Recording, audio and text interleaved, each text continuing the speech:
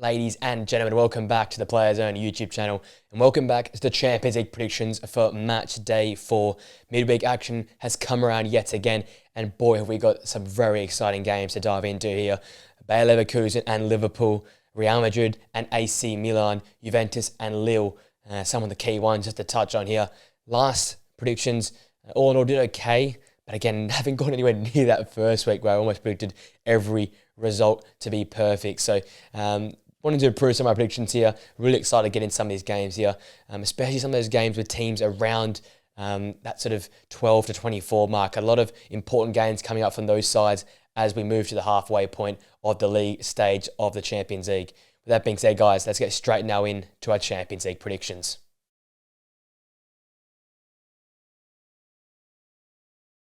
Our first game is in the Netherlands. It's PSV hosting Girona. The Dutch side coming off a hard-fought 1-1 draw away to PSG last time out in the Champions League. Most recently lost 3-2, a heartbreaker to Ajax in the league, bringing to an end their perfect start to the league season.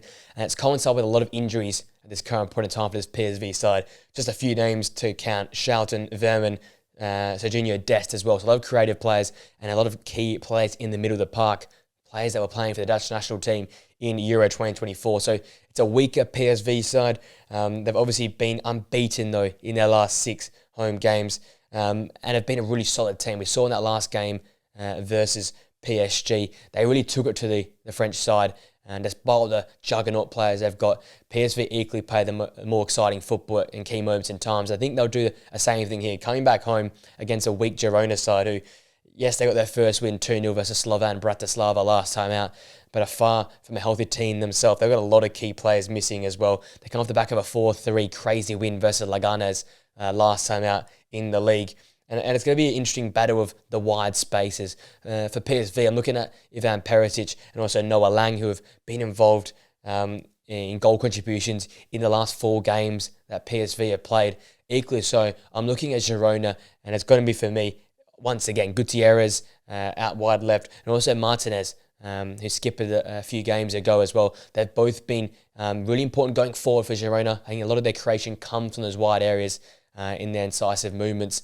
And they apply a lot of spark, not only defensive, but also going forward as a complete package. They've got a big job to shut down the PSV wide players, but also to spring the attack for this Girona side as well. Otherwise, I can see it only going one way, and that way is the PSV way. I think they play the better football. Despite the injuries they've got, they're a more talented side, and they've, all in all, look like a really, really solid team that can go deep in this Champions League this season. Got them here winning this game 3-0. Girona's defence not good enough for me. They conceded 3 to Leganés. They'll concede 3 yet again here, but I can't see them scoring a goal in this one. Our next game sees Slovan Bratislava host Dinamo Zagreb. Slovan Bratislava sit rock bottom of the group stage, the league table so far here, and only had the 1 goal in this Champions League so far this season. They've struggled, but in league football, they have been scoring goals at a higher rate. 3 goals in both their last 2 games, a bit more attacking football. But in this game here, versus a very talented Dinamo Zagreb side, it's going to be the keeper Takak for me. Made 9 saves last time out in the league. Alongside that back 5, you want to try and keep Zagreb at arm's length here, and it's a big home game for them.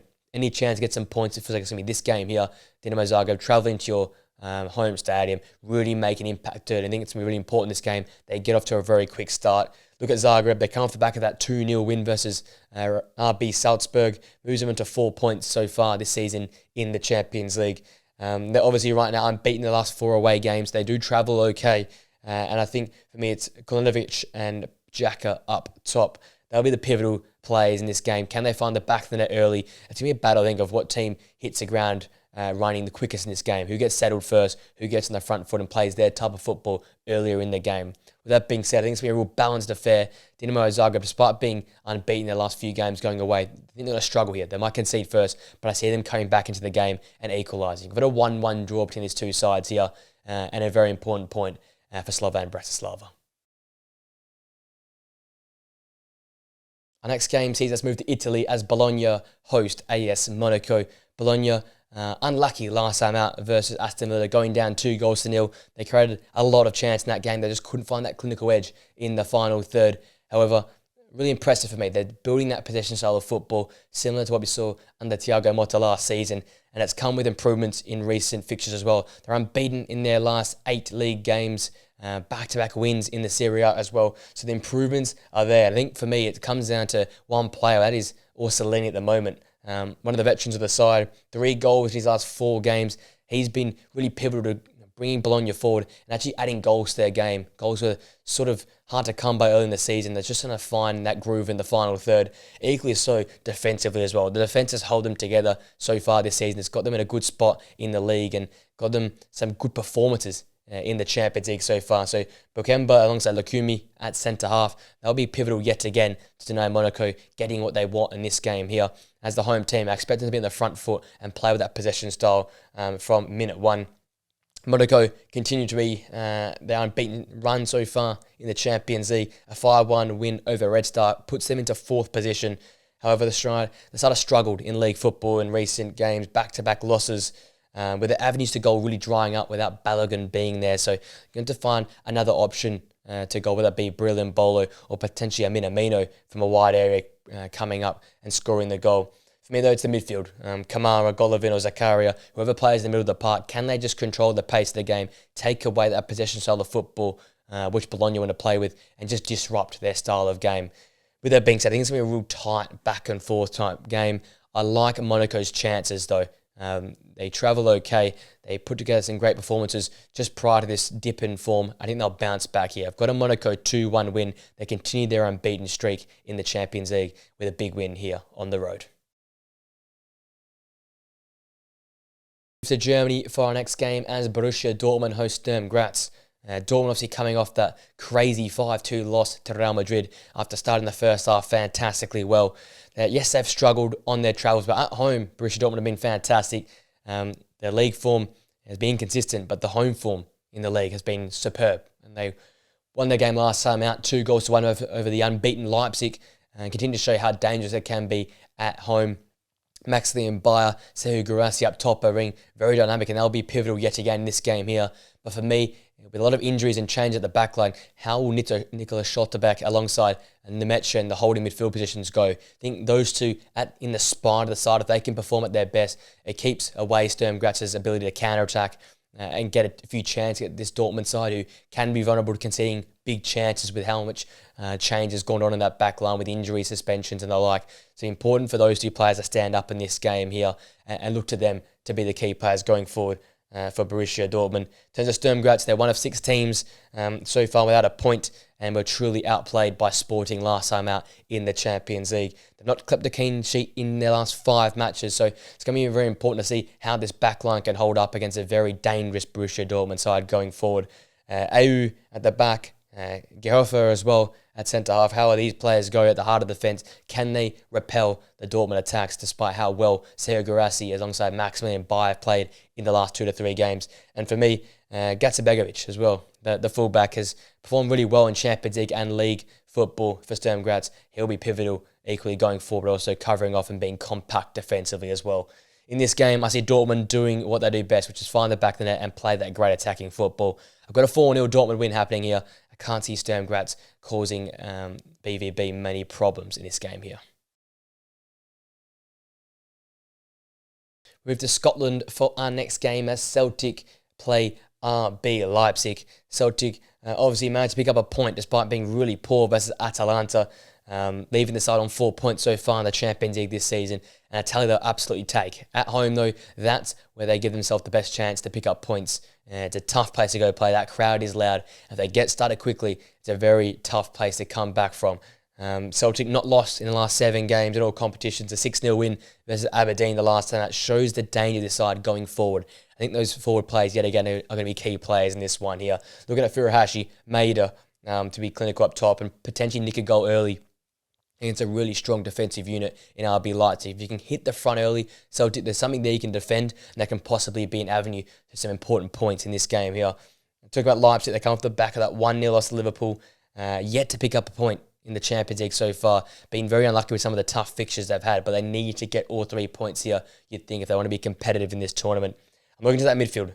Vermeeren, Hayada, Nusa, Baumgartner, across the 4 there in midfield. Can they bring a spark to this game? Can they dictate the pace of the game? Can they control the game? And especially the wide areas, just with Baumgartner, can they be a danger to the Celtic wingbacks and with their own attacking football themselves? I think if Leipzig can get in control of that midfield and prevent a high pace and high intensity that Celtic want to play with at home, it'll go a long way for them winning this game here. I can't imagine many goals in this game due to how good Leipzig are defensively and how they've really lacked goals so far this season. So I'm backing Leipzig in, but only just. 2-1 to beat Celtic here. Celtic will make it tough at home, but I think Leipzig have the quality to get over the line in the end. Move to France for our next game as Lille, the Giant Killers, take on Juventus. Back-to-back games they've beaten Madrid sides. Obviously come off the back of that fantastic 3-1 win versus Atleti. Again, defensive organisation has been their calling card this season. And again, in this game here, unbeaten the last 8 games. Defence being the key thing. So I look to Ribeiro, I look to Diakate, and that back 5.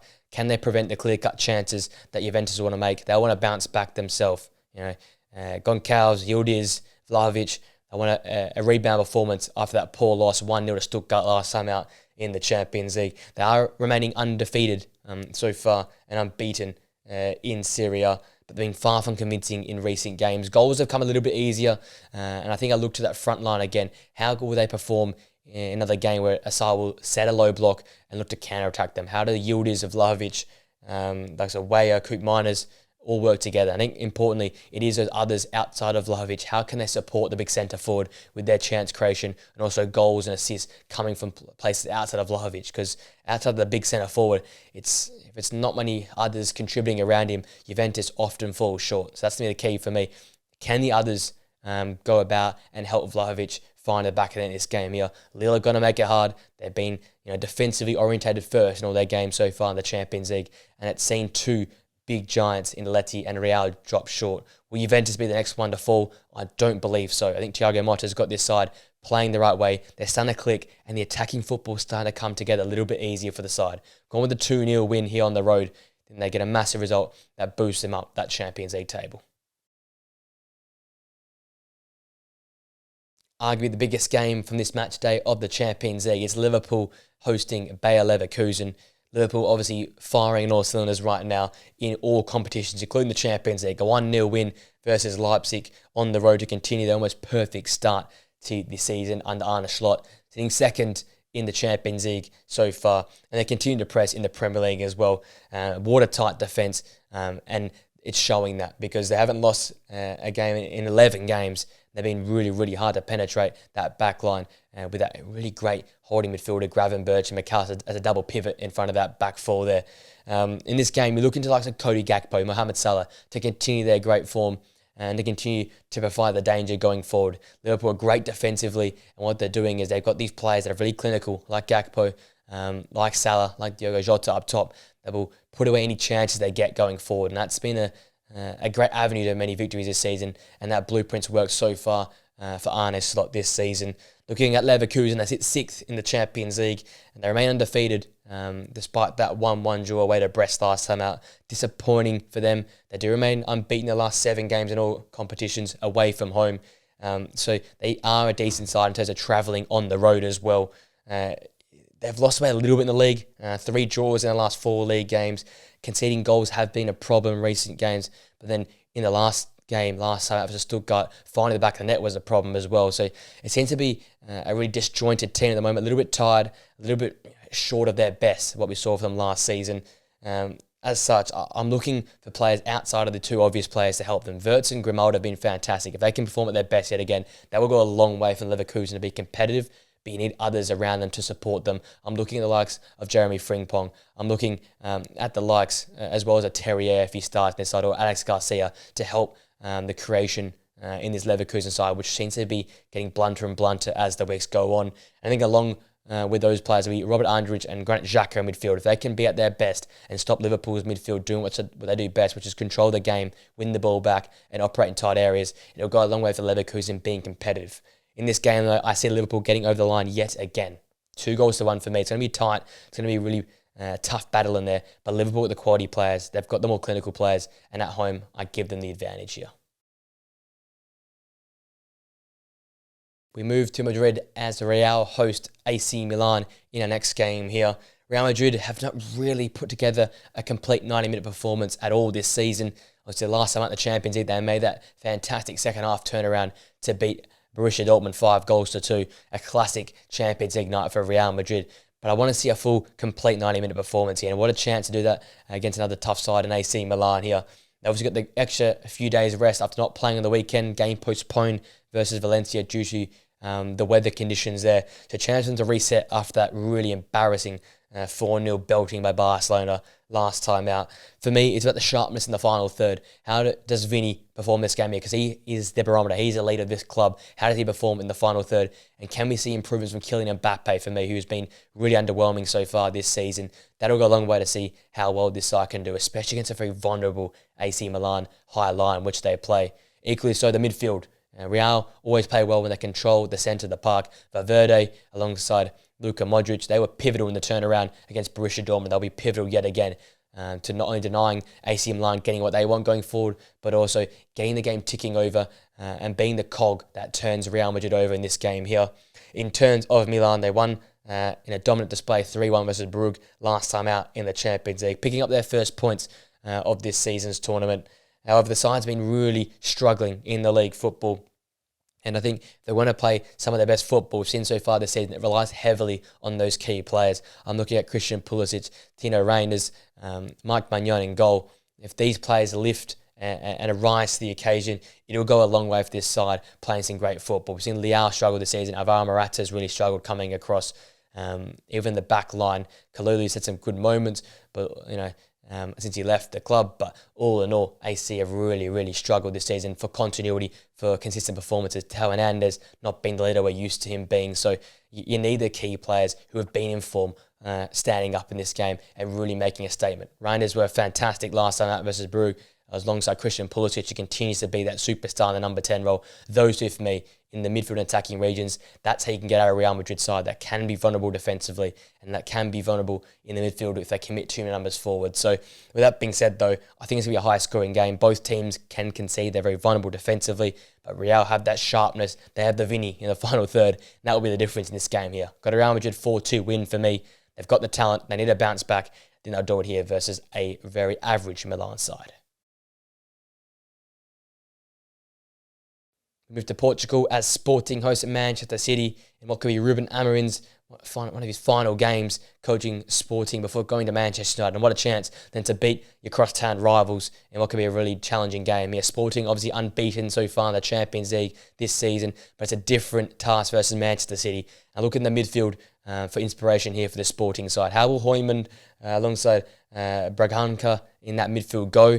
And then how do the likes of Victor Gyökeres and Trincao go in terms of being clinical with the limited chance that this side will get? You expect City to bounce back. They've struggled in the league. They've ended their 32-game unbeaten streak in all competitions. But last time out, the Champions League was dominant. They won 5-0 against Sparta Prague, and we'll look to continue that performance here. Despite a lot of injuries, I looked at Ilkay Gundogan, I looked at Matheus Nunes as the creative midfielders to get the job done. And I think a lot of eyes will be on Erling Haaland. His fitness, his health, and his form at the current point in time is a little bit all over the place. I think he'll make a big statement here with a key performance and it'll get Man City over the line. I don't think it's going to be easy. I think Man City will grind it out, but they'll get the result for me. Got Man City winning this game 2-0 against a very challenging Sporting side. Club Brugge and Aston Villa are our next game here. And Club Brugge was well and truly beaten last time out by Milan, a team that doesn't quite look good enough defensively at this current point in time. And against a really dangerous Villa side, I look to that midfield and the central defensive regions. Can they be a bit more compact, a bit more tight to deny the transition that Villa will want to play with? They want to play with pace, they want to play with incision. So when Club Brugge have the ball, can they just keep it for as long as possible, keep that ball retention and keep Villa away from it, continuing to attack them? Look at Villa themselves. They beat Bologna last time out, a really hard-fought 2-0 win, yet to concede in the Champions League so far and sit top of the Champions League table, just showing the quality of this side and how much focus they've put on this European competition. We know Unai Emery's side's well drilled. They have goals in their game. But yet again, I think it's going to come down to Morgan Rogers alongside Ollie Watkins up top. These two, when they connect and when they're at their best, not many defences in all of Europe can stop them. And I think, as such, again, they'll be really pivotal to breaking down the low block that Club Brugge are likely to put in place here. With that being said, I back Villa in. They need to bounce back after a tough weekend and a tough loss in the Premier League. I think they'll do it here versus a Club Brugge side. I've got a 3-0 win here for Aston Villa. They've got the quality, they've got the talent, and they'll get it done on the road for me.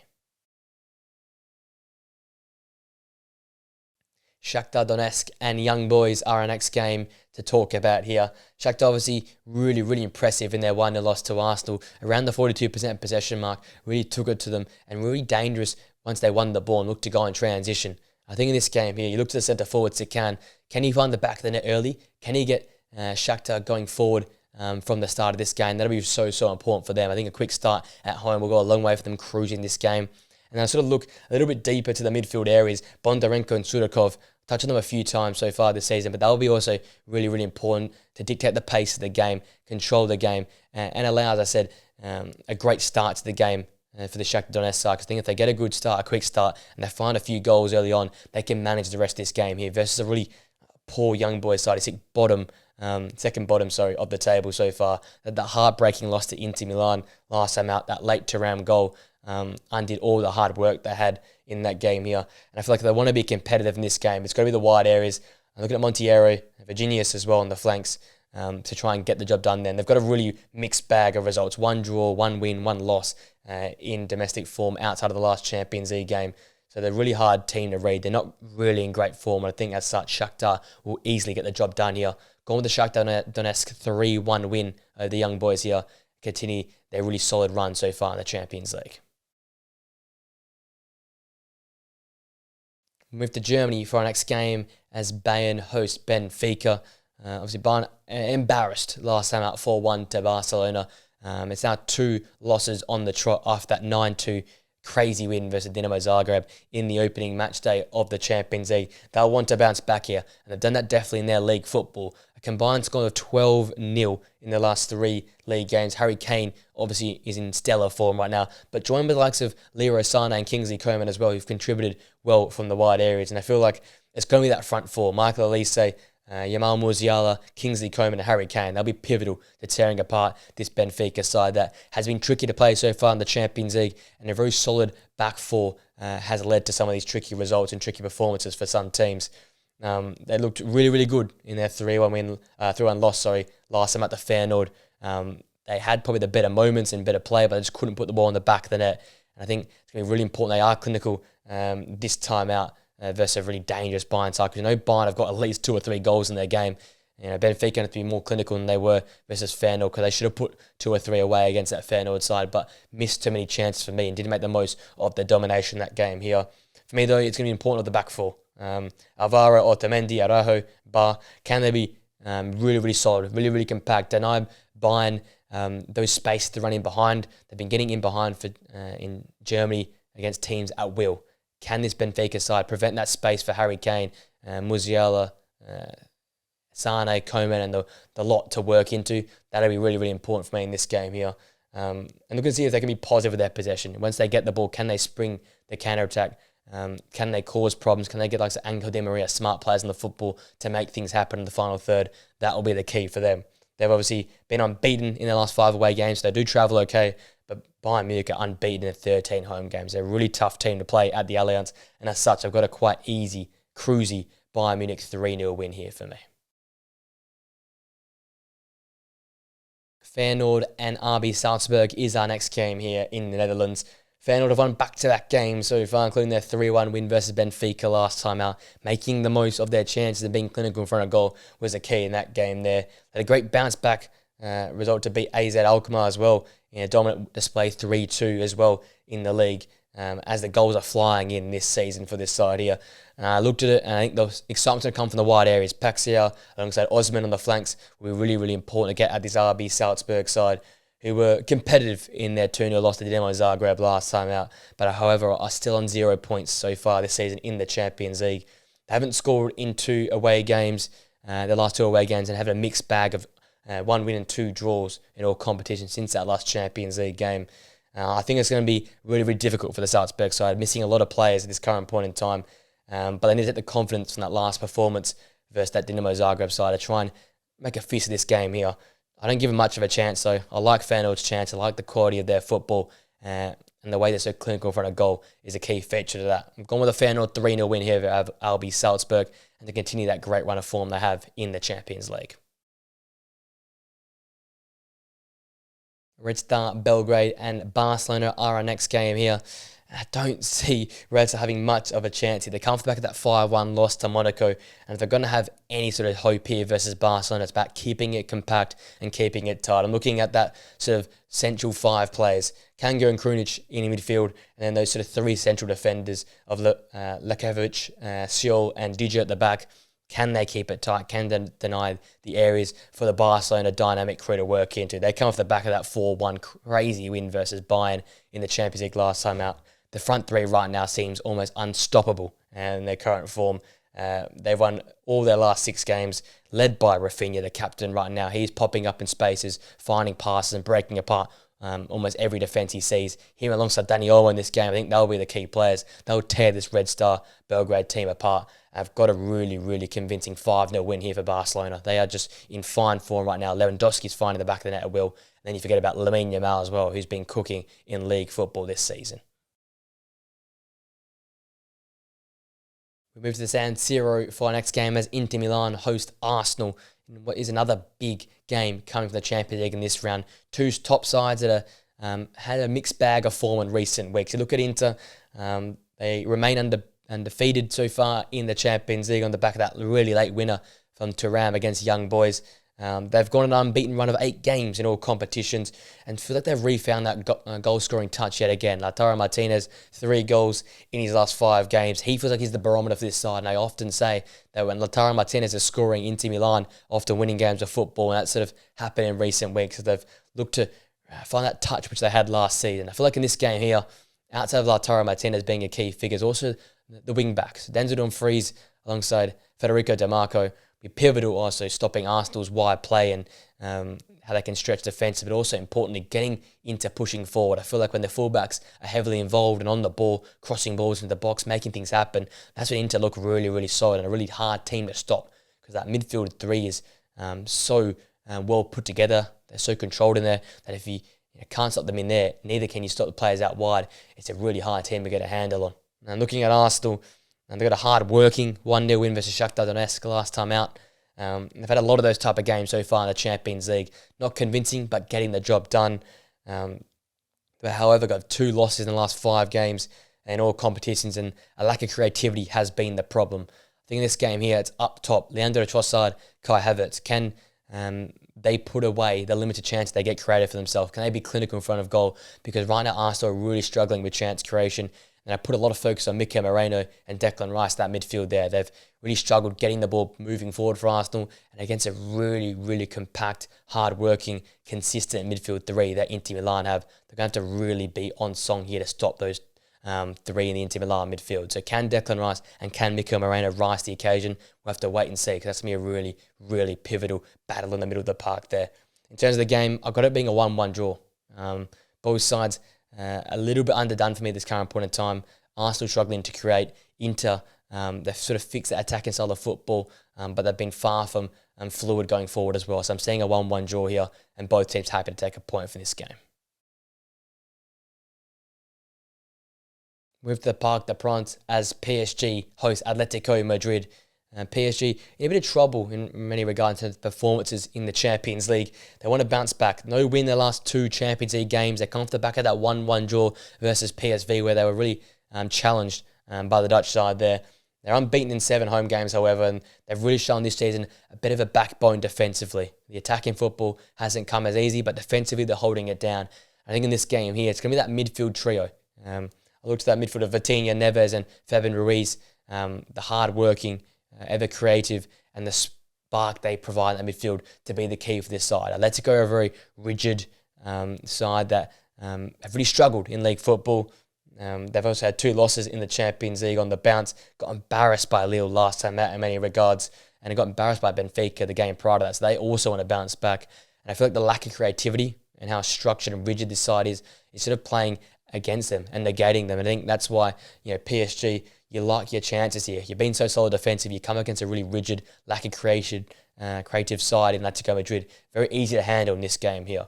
I look to that midfield, some of the players in there to try and stand up for me. Lino, Gallagher, Koke. Can they win the ball? Can they spring the counter-attack? Can they get at PSG in transition? I think that's the best chance Atletico have to breaking down this PSG side, especially on the road. I think things get worse for Atletico Madrid in the Champions League here. I've got them losing this game. I think PSG get over the line 2-1. It's going to be a hard-fought game. I think the quality and the attacking talent is actually with PSG in this game here, and as such, I see them getting the win.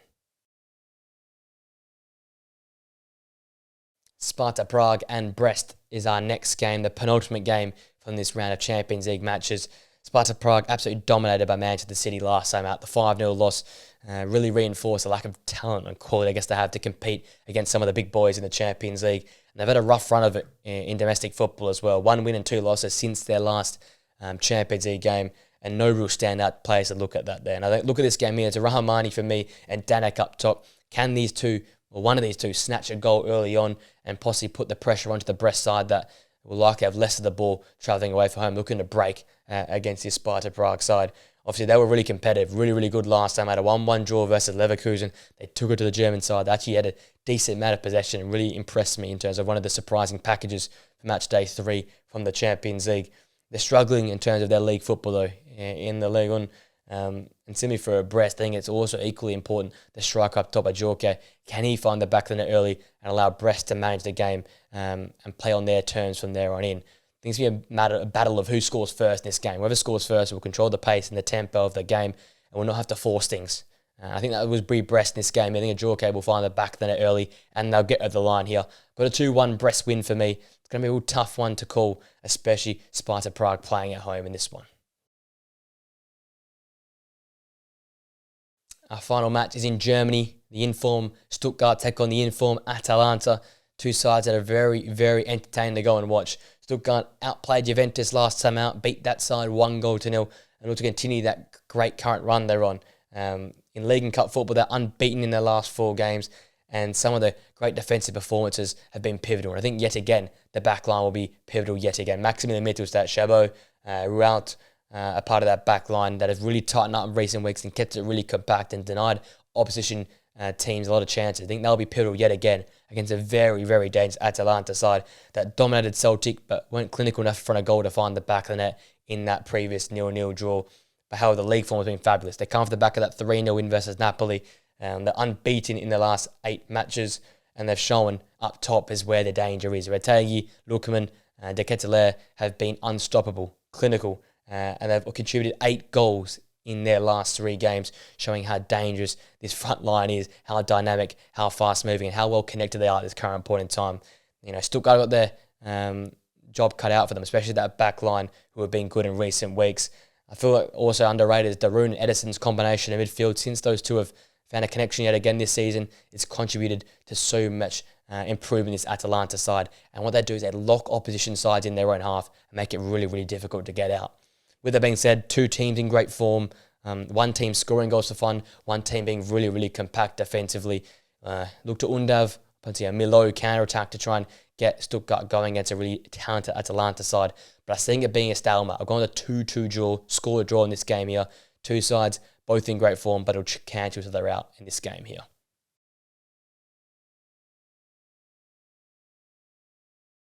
With that being said, ladies and gents, that brings the prediction video for match day 4 of the Champions League to an end. Let me know your thoughts in the comment section down below.